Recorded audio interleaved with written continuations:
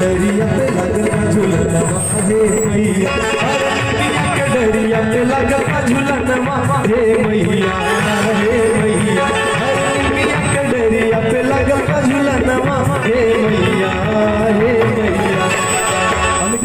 आप थोड़ा थोड़ा साथ देते रहेंगे कि झूले शीतला माई देख धरती गगनवा हे मैया, झूले शीतला माई देख धरती गगनवा हे मैया, मिया के डरिया पे लगवा झूलनवा हे मैया।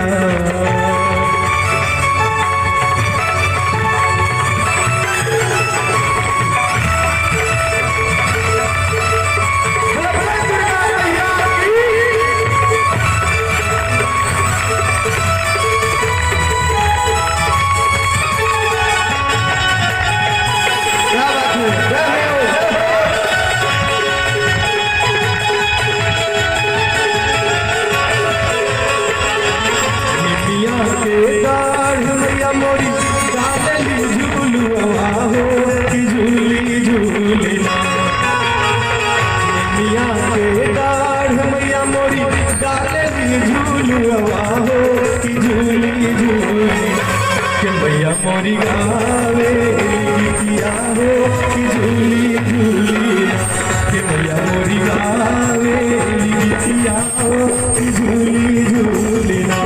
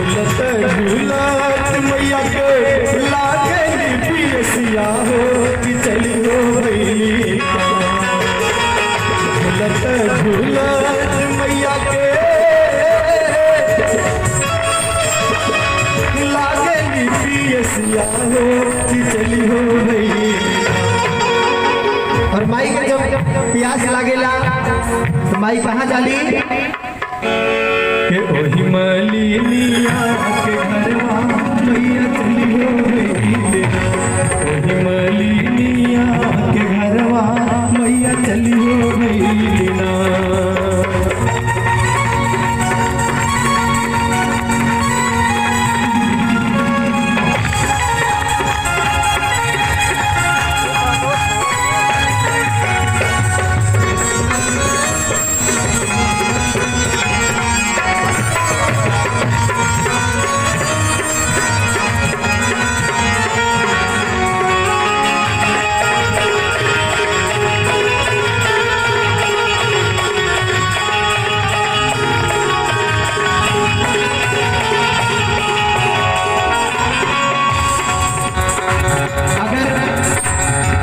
मांगलिक कार्यक्रम हो, अगर माँ का पचरा हो तो बहुत बड़ी बात होती है उस परिवार के लिए और उनके लिए कि जिनका मांगलिक कार्यक्रम है। आए हो सभी मेहमानों का, नात रिश्तेदारों का बहुत बहुत स्वागत, बहुत बहुत अभिनंदन। परम आदरणीय श्री लालजी मौर्य जी और श्री राजेंद्र मौर्य जी, श्री महेंद्र मौर्य जी की पूरे परिवार की तरफ से बहुत बहुत स्वागत और बहुत बहुत सम्मान सभी का मैं करता हूँ। दीपक पाठक देव अपनी छोटी सी टीम लेकर के आप सभी के बीच, और बहुत बहुत धन्यवाद भाई अरुण पटेल जी को जिन्होंने हम सभी कलाकारों को यहाँ तक आने का मौका दिया।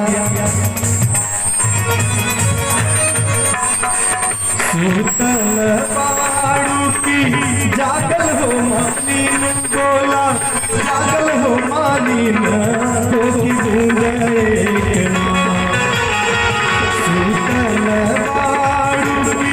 जागल हो मालीन तो की